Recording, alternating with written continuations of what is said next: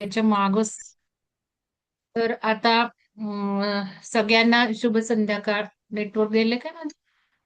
सगळ्यांना शुभ संध्याकाळ, शुभ संध्याकाळ, शुभ संध्याकाळ. आपण श्री शिवसूत्र हे वाचन करत आहोत खास श्रावणानिमित्त. एक झलक की त्यात काय आहे, नुसतं ओळख. कारण सगळं तर काही आपण वाचू शकत नाही. कारण त्याला त्याला तशी तशी पात्रता असणे आवश्यक असतं. पण बाबा आपल्याला उच्चतम लेव्हलच्या पायऱ्यांवर काय आहे हे ज्ञानाचं सुद्धा कळलं पाहिजे आणि साधनेचं सुद्धा कळलं पाहिजे. दोन रस्त्यांनी आपल्याला चालावं लागतं पॅरलल. एक प्रात्यक्षिक, प्रयोगात्मक, प्रॅक्टिकल आणि एक थेरॉटिकल. नुसतं प्रॅक्टिकलही उपयोगाचं नाही, नुसतं थेरॉटिकलही उपयोगाचं नाही. त्यामुळं ज्ञान आणि साधना, जी काही साधनं असेल ते ध्यानच म्हणता येणार नाही असं. कारण आता ध्यानाचे अर्थ फार वेगळे वेगळे व्हायला लागलेत.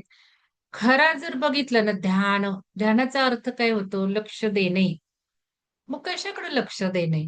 साधं आपण ध्यान करायला लागलो की म्हणतो विचार खूप येतात, विचार खूप येतात. अरे ध्यान द्या ना त्या विचारांकडं. काय प्रॉब्लेम आहे?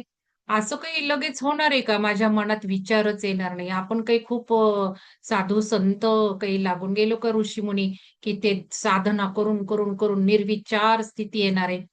विचार येणारच आहेत. उलट त्या विचारांकडे बघायचं आहे, द्रष्टा स्वरूपात राहायचं आहे, बघायचं आहे.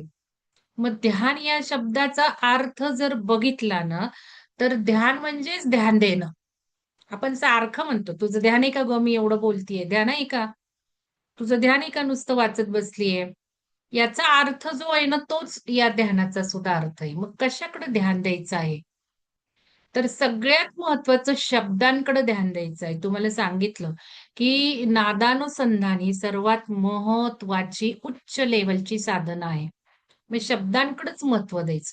आज नूतन मॅडमनी एवढं श्रेष्ठ ध्यान घेतलं. काय एक-एक शब्द होते त्यांचे. सुरुवातीपासून शेवटपर्यंत वेगळे-वेगळे त्यांनी स्विच ओव्हर केल्या पायऱ्या. जशा काही उड्या मारल्या. किती जणांनी एक तरी वाक्य लिहिलं, की मला हे वाक्य आवडलं. मला हे भावलं. का मग मुक्तीची कविता त्यांची अति सुंदर होती. याच्यातूनही मुक्त, त्याच्यातूनही मुक्त आणि सर्वातूनच तुम्ही मुक्ती घेतली का काय असं मला वाटायला लागलं. कारण ग्रॅटिट्यूडचं महत्त्व आपण बघतो. ॲप्रिसिएशनचं महत्त्व बघतो. मग या 2 क्वालिटीची संधी नको का उचलायला? कारण हृदयापर्यंत जर ऊर्जा आणायची असेल ना, तुम्हाला पुष्कळ वाटतं ध्यानात आज्ञाचक्रावर ट्रिगरिंग होतंय, सहस्रावर होतंय, मान हलतीये. तसं काही नसतं, लक्षात घ्या. तुम्हाला चक्रांच्या अवस्था किती ओपन होत चालल्यात वर-वर ते बघावं लागतं. मग हृदय चक्रापर्यंत ऊर्जा आणणं म्हणजे काय? प्रेम फुटणं. हृदयाच्या क्वालिटीज वापरणं, कौतुक करणं, प्रशंसा करणं. दिलदार उगाचच दिखाव्याला नाही. दिखाव्याला तर काही करायचंच नाही. दिखाव्याला केलं तर त्याचे फटकेच असतात. त्यापेक्षा दिखाव्याने करायचं नाही. अंतःकरणातनं आलं, आपण म्हणतो शिवसर्वोदय शास्त्राचं, निर्मळ मन निश्चल मन. तसं पाहिजे. वाटलं तर करायचं. पण वाटलं तर नाही करायचं असं करू नका. कारण इथे आपण हेच शिकतो. मग ऊर्जा जर हृदयापर्यंत आणायची असेल, तर त्या हृदयाच्या क्वालिटीज वापरायला लागतात. तर आता एक असा सहज प्रश्न विचारला मी. कारण मला सुद्धा विचारतात तुमची तब्येत कशी आहे? आता माझी तब्येत मला तसं काही झालेलं नाही, पण माझ्या तब्येतीला जो काही प्रॉब्लेम आलाय, तो मला कामातून विश्रांतीसाठी आलेला आहे, की काही व्यक्तींना जमतच नाही ना. आता तुम्ही जसं मनाचे आपण तो कार्यक्रम घेणार आहोत ना, मनाचे पॅटर्न्स. त्याच्यात तुम्हाला कळेल माझी रेखा काय आहे. मी गप्प बसू शकत नाही. सतत मला काहीतरी लागतं, काहीतरी लागतं. मग या अति अवस्था आहेत ना, गप्प पण बसता आलं पाहिजे ना. काहीही न करता आला दिवस तसा घालवणं जमलं पाहिजे. मला आयुष्यात कधी जमला नाही. पण तो जमला पाहिजे. आता 60 पूर्ण होतीये. मग निवृत्ती पण घेता आली पाहिजे ना आपल्याला. निवृत्ती होऊन सुद्धा तशी निवृत्ती कामातून झालेली नाहीये. म्हणजे बौद्धिक कामातून हं. शारीरिक तर काय निवृत्तच म्हणा तुम्ही. मग बौद्धिक कामातनं जे काही चाललोय सारखं त्यातून, मग त्याला विश्रांती म्हणून ही फेज आलेली, की "बाई तू काम कमी कर." आणि मला सांगितलं गेलंय, "बंद करायचंय दुकान."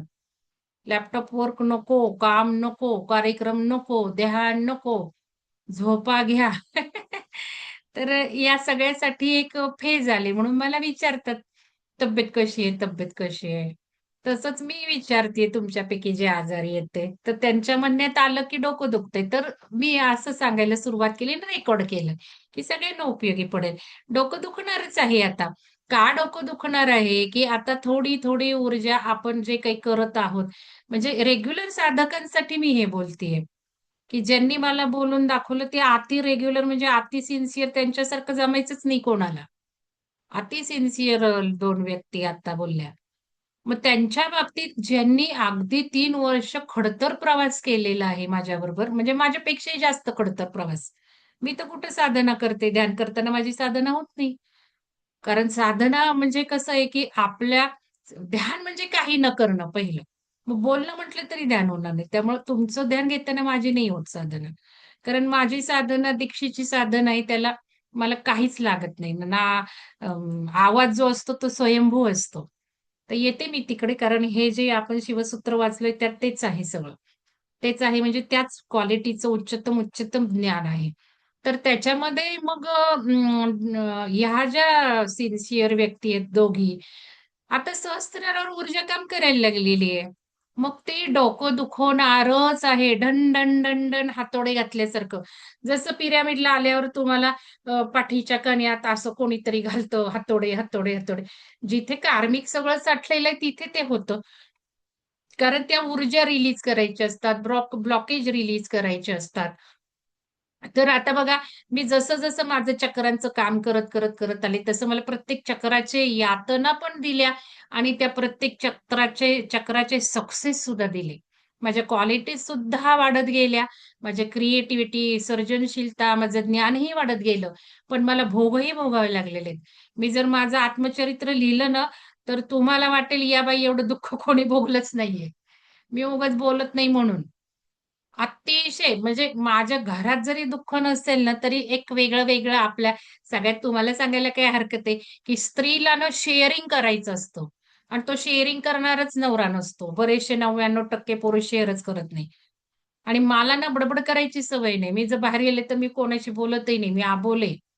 पण माझी शेअरिंगची नीड जास्त आहे, कारण मी भावनाशील आहे.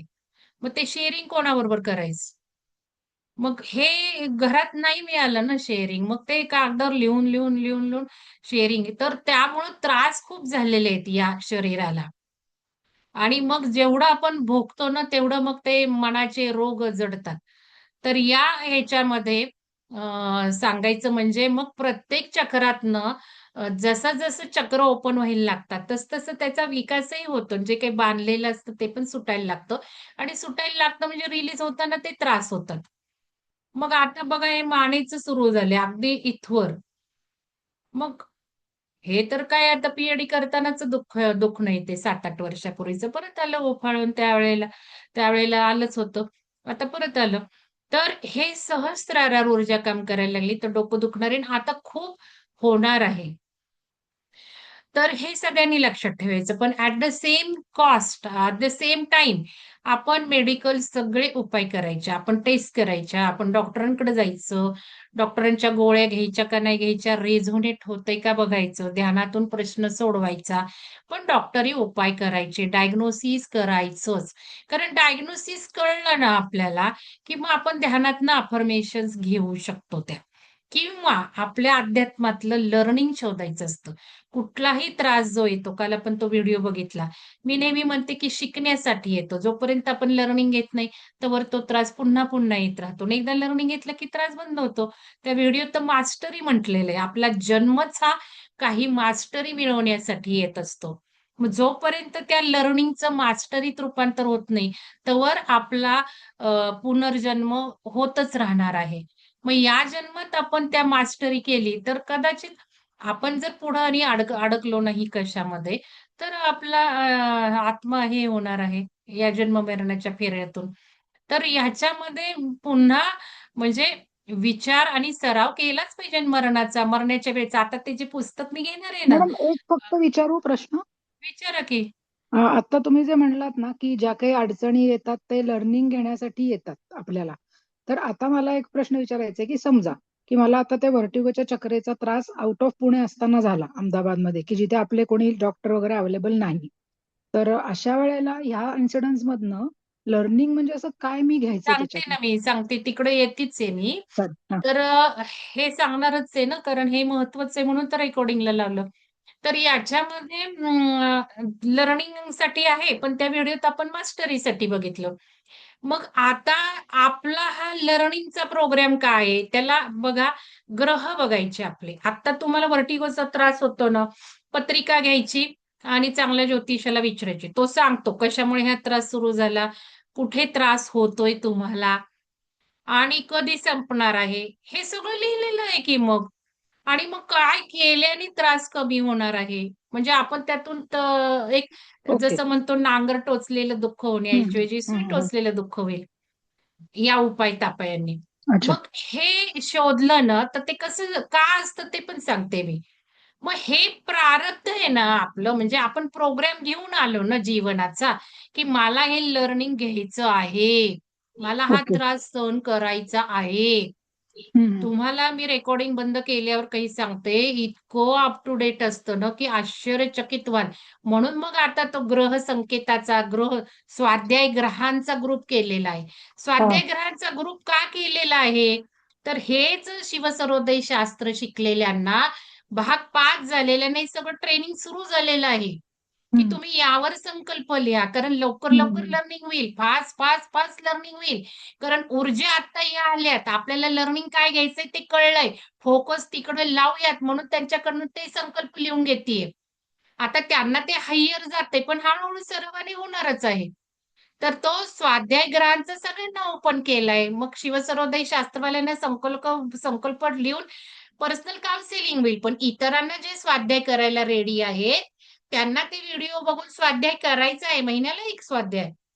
मग ह्याच्यातनं तेच बघायचं आहे, की जसं माझं मानेचं मला कसं बघून त्यांनी सांगितलं, की शनी हा मानेवर आलाय तुमचा आणि तो जलतत्वात गेलाय. त्यामुळे जलतत्वाचा इम्बॅलन्स झालाय आणि माझं डायग्नोसिस एम-आर-आय मधनं काय निघालं?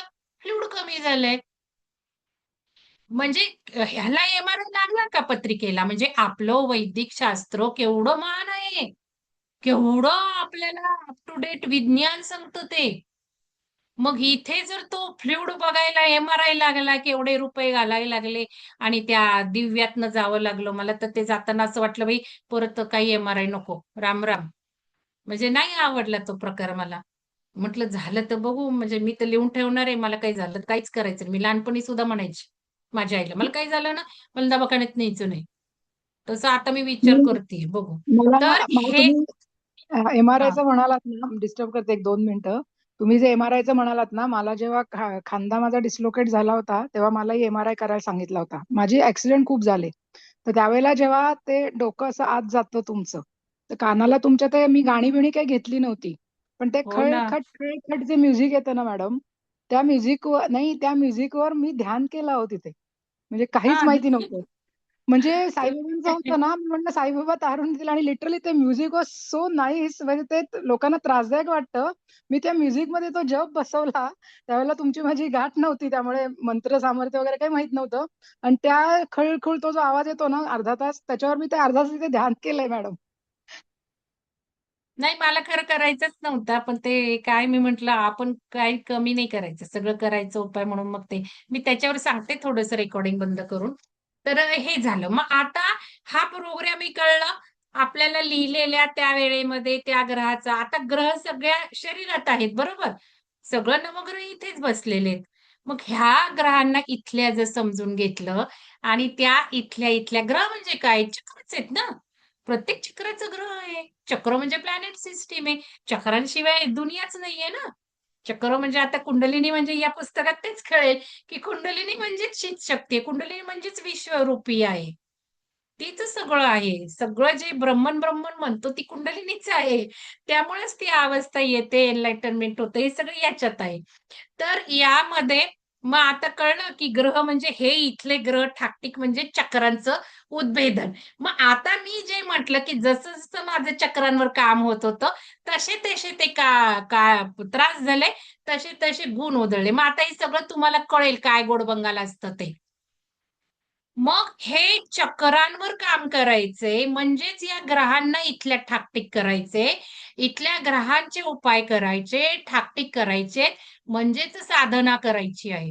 म्हणजेच या ऊर्जाला वर वर वर लेवलवर आणायचं आहे. आणि म्हणजेच ऊर्जा आणून आणून इथली साफसफाई करायची आहे. आणि म्हणजेच लर्निंग घ्यायचंय. आता हे आध्यात्मिक शब्दात सांगितलं. आता प्रापंचिक शब्दात सांगते. मग समजा एखादा त्रास आला, मग आपण काय करतो? वन वन वन वन वन वन वन वन भटकतो, याच्याकडे जातो, त्याच्याकडे जातो, त्याच्याकडे जातो. मग आपल्याला कळतं ज्योतिषशास्त्र कसं आहे, बुवाबाजी कशी आहे, हाडाचे वैद्य गावरान कसे आहेत, मेडिकल ट्रीटमेंट कशी आहे, आयुर्वेदिक कशी आहे, होमिओपॅथिक आहे कशी आहे. उदाहरण. मग आपलं ज्ञान खूप सुपिरियर होतं. मग आपण टप्पे टोणपे खाऊन आपली मतं भरभक्कम होतात. अरे आपलं वैदिक शास्त्र किती सायन्स, किती महान. जसं बाबा MRI करायलाच लागत नाही. इथे पत्रिका बघितली की 2 मिनिटात कळतं काय आहे ते. म्हणजे ना पैसा आणि ना काय, हे आपल्याला अनुभव घेऊन उदाहरणार्थ कळतं. आता दुसरं काय होतं, वन भटकतो, त्रास सहन करतो, ज्ञान घेतो, हे पण ज्ञान घेतो. दुसरं काय होतं, पैसा होतो, पैसा होतो, पैसा होतो. मग पैसा द्यावा लागतो ना. पैसा दिल्याशिवाय इथलं जे काही साठवलेलं आहे, मागच्या जन्मांचं आहे, ते निघणारच नाहीये. म्हणजे दिलं तर काही मिळतं. दिलं तर काही मिळतं. मग तुम्ही देणगी द्या आणि देणगी नाही दिली तर मग द्या इकडं 10,000, तिकडं 1,00,000. मग पैसेवाले काय करतात? पैसेवाल्यांचे उपाय करोडोमध्ये असतात. पैसेवाल्यांचे उपाय लाखोमध्ये असतात. तर गरीब लोक काय करतात हो? गरीब लोकांना काही MRIला पैसे असतात का? हे सगळं मी बघितलं तर उघड्या डोळ्यांनी. विवंचना याच्यावर मला हे व्हायला लागलं, की किती गरीब लोक साधे सुधे हाडाच्या वैद्याकडे जातील, मंत्र तंत्राकडे जातील. बिचाऱ्यांकडे कुठं मेडिकल ट्रीटमेंट घ्यायला एवढं असतं. लवकर हील होतात. लक्षात घ्या. कारण श्रद्धा फार महत्वाची आहे. मग हे पैसे घालवणं हा दुसरा अजेंडा असतो.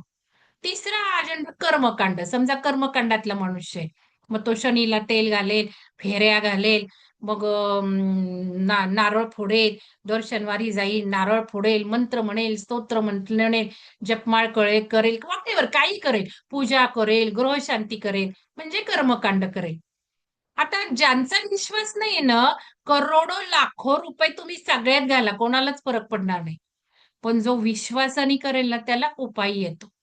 का उपाय येतो? का तर तू बाबा त्या ग्रहशांतीला पैसे दिले ना, तू दिलंय आता, मग तुला मिळणार आहे. तू दिलंय आणि श्रद्धेनी, तुझ्या विश्वासाने तू बरावतोस. तू त्याला भक्तीनी, छान भावनेनी पैसे दिले, की आता मी ठीक होईल. आता मी काल सर्पविधी करून आलो आमचं घर. मग तो उपाय होतो. मग हे काय आहे? कर्मकांड सुद्धा एकच नियम आहे त्या कर्मकांडाला सुद्धा, की द्या आणि घ्या. द्या आणि घ्या. मग कर्मकांडाला तुम्ही ज्या वेळेला पैसे घालवणार आहात, त्यावेळेला तुम्ही त्यातून, आणि अजून एक सगळ्यात महत्वाचं सांगते, ज्या वेळेला वेळ येणार आहे ना, त्याच वेळेला त्यातून तुम्ही पार पडणार आहात. लर्निंग होणं महत्वाचं आहे. हे जर काही न करता आपण लर्निंग शोधत बसलो, पण काही करायचं नाही असं करायचंच नाही. सगळं करायचं. सगळं करायचं शिवाय लर्निंगवर फोकस. माझं काय लर्निंग आहे? मला काय लर्निंग आहे? कारण लर्निंगसाठी ते आलेलं आहे. मग त्या चक्रातून नको का पार पडायला? मग त्या चक्रातून पार पाडायचं म्हणजे काय आहे? त्या चक्रांचं सगळं कळलं पाहिजे, गुण आपले आले पाहिजेत, विकसित झाले पाहिजेत. मग हे सगळं मागचं, ह्या सगळ्या मागचं हेच सगळं तत्व आहे. तर या गोष्टी महत्वाच्या लक्षात ठेवा. आता पुढचं मी नंतर बोलते. आपण सुरू करायचं. काही शंका आहे का आता? तुम्हाला कळलं का श्रद्धा मॅडम? हे काय येतं? हो हो, कळलं कळलं कळलं. आणि अजून तुम्हाला रेकॉर्डिंग बंद करून सांगते. थोडं पॉज करते. रेकॉर्ड करावं लागतं. बरेच जण लोक ग्रुप सोडून जातायत. काही जण अहंकाराने जातायत, इगोनी जातात. तर काही जण कसेही जातायत. त्याला काही कारणच नाहीये. तर सगळ्यांना मला हे सांगायचंय, की ऊर्जा आता इतकी व्हिम्जिकल बनणार आहे. सगळ्यांना वेडं करून सोडणार आहे आणि इतके आपले स्विंग्स येणार आहेत ना, मूड स्विंग्स खूप येणार आहेत. म्हणजे इकडचे आजूबाजूचे वागणार आहेत, आपलं तसं होणार आहे, आपलं शूटअप होणार आहे. मग या सगळ्याला आपण थोडं एक तर मनाशी निश्चय केला पाहिजे, आपल्याला कळतंय नाही कशामुळे चाललंय. मग आपण स्टेबल राहायला नको का? फटाकन ग्रुप सोडून ॲक्चुअली जे ग्रुप सोडून जायला पाहिजे ते जातच नाहीत कधी. जे साधारण नवीन लोक आहे, कधी उठतच नाही, उगवतच नाही, ते काही कार्यक्रम त्यांना जा, जा, जा सोडा म्हटलं तरी ते सोडत नाही. आणि नेहमी आपले चांगले लोक काही इगोनी आणि त्यांनी खटकन, खटकन, खटकन जातात. तर इगो तर मुळीच आणू नका तुम्हाला सांगते मी. काय शिकता मग एवढे वर्ष माझ्याबरोबर राहून आणि एवढा छोटासा नाकाच्या शेंड्यावर राग येणारा तुम्ही वयाने सुद्धा लहान आहात. सगळ्याच दृष्टिकोनातून तुम्ही लहान आहेत माझ्यापेक्षा. मग एवढा राग यायला काय पाहिजे नाही. आणि मग ज्ञानबोध आणि ध्यानबोध ग्रुप सोडण्यासाठी काय कंडिशन आहे? की 2 महिने ज्यावेळेला तुम्हाला तिथे कार्यक्रम अटेंड करायला जमत नाही, त्यावेळेला तुम्ही ग्रुप सोडा. ध्यान कार्यक्रम सुरू झालाय, तर आठवड्याला ज्यावेळेला तुम्हाला 3 पेक्षा जास्त वेळ जमणार नाही, त्यावेळेला सांगा तिथे ग्रुपवर. आणि मग मला जमणार नाही, माझा पिरियड आहे, अमकं-टमकं ध्यानबोध सोडायची काही गरज आहे का? नको तिथे आणि नेहमी हे चांगले लोक असे करतात. आणि जिथे जे उठलेले नाहीत ना एकही दिवस, मी आपलं म्हणते जाऊ देत. राग येतो, फुणफुण येते, आपण एवढ्यांदा सांगतो. ते नाही सोडत हो. ती लोकं नाही सोडत ग्रुप. आणि मग नको ती लोकं सोडून जातात. असं होतं दरवेळेला. तर हे सगळ्यांना सांगून ठेवतेय, खुशाल जा. कारण माझाही प्रोग्राम तसाच सेट केलेला असतो, की मला जे त्रास देणार आहेत ना, ते लवकरात लवकर वॉश आउट कर बाबा तू. असं माझं 1 महिन्यातनं एक माझा सेटिंग असतोच. कारण काय झालंय ना, मला पण आता माझं पण बघायला लागेल ना. माझं बघता-बघताच मी रिस्ट्रिक्ट होत चालली आहे ना. म्हणून मी दर महिन्याला एकदा माझं असतं. म्हणजे ध्यानातनं मी आपलं म्हणते, की मला जे त्रास देणार आहेत ना, त्यांना तू लवकर बाहेर काढ. त्या सुद्धा प्रोग्रामचा रिझल्ट असतो. पण मला तरी सुद्धा सांगायचंय, ग्रुप सोडू नका. कम्युनिटी तर बिलकुल सोडू नका. बघा ना तिथे. नंतर मूड स्विंग्स काय होतात. साधारण ग्रुप सोडला तर कम्युनिटी सोडायची काय गरज आहे लगेच? बघू नका, उघडून बघू नका. 6 महिने उघडून बघू नका. वर्षभर उघडून बघू नका. त्याला तिथे म्यूट करता येतं. लगेच ताडकन मला काय फरक पडणार आहे? का मला झटके दाखवता? मला काही नाही फरक पडत. मला जर फरक पडत असता तर मी कशाला धडाधड काढलं असतं. आणि मी काय असं उगाचच वेड्यासारखं काढत असते का? चुका आधी तुमच्याच असतात ना. मग मी बोलते. मी बोलते का? का तर इथे इतर ठिकाणसारखं स्वरूपच नाहीये. इथे वन टू वन गाईडन्स आहे. तुमचं काय आहे स्थिती, तुम्हाला इंडिव्हिज्युअली मी फोन करते. प्रत्येक मिनिटाला हजर असते मेसेजच्या. फोन करू का म्हटलं की उत्तर असतं. फोन करा म्हणते, दिवसातनं फोन असतो. एवढं जर मी वैयक्तिक देतेय घरासारखं, तर मला रागवायचा काही बोलायचा हक्क आहे आणि बोलल्यानेच सुधारणा होणार आहे ना. मग बोलल्या तर एवढा कशाला आणि मी काही एकट्या कोणाला बोलते का? माझ्याकडनं तर अजिबात बायसिंग कोणाला झालेलं नाहीये. मी सगळ्यांनाच बोलते. असं काही नाही मी यांनाच बोलते, त्यांनाच बोलते. मग तुम्हाला काही वाटलं, तुम्हालाच धारेवर धरलं, तर आधी तुम्हीच बघावं आपण काही चुका केल्या. आणि मग शांत बसावं ग्रुप सोडून कम्युनिटीला बसावं नुसतं बास. पण लगेच कम्युनिटी सोडून कारण हे सगळं ऊर्जा करवणार आहे आपल्याला. या सगळ्या आपल्या परीक्षा आहेत. आपल्याला डिटॅच त्या ध्यानाच्या मार्गावरून, आपल्याला त्या साधनेच्या मार्गावरून, आपल्या प्रवासावरून ओढून घ्यायचे अजेंडे आहेत मग हे सगळं लक्षात ठेवा. म्हणजे किती माझ्याबरोबर हे साधक जे आहेत ना, काही 3-4 वर्ष त्यांना काही बोलली नाही का? खूप बोलली आहे. पण त्यांनी सगळं गुंडाळून ठेवलं. म्हणून तर एवढी उत्तम, उत्तम प्रगती सुरू आहे. त्याच्यामागे तुमचंच श्रेय आहे, की तुम्हीच सगळा राग सगळा गुंडाळून येता, सिन्सिअरली करता. तर हे सगळं मला सांगायचं होतं. तर हे महत्वाचं होतं.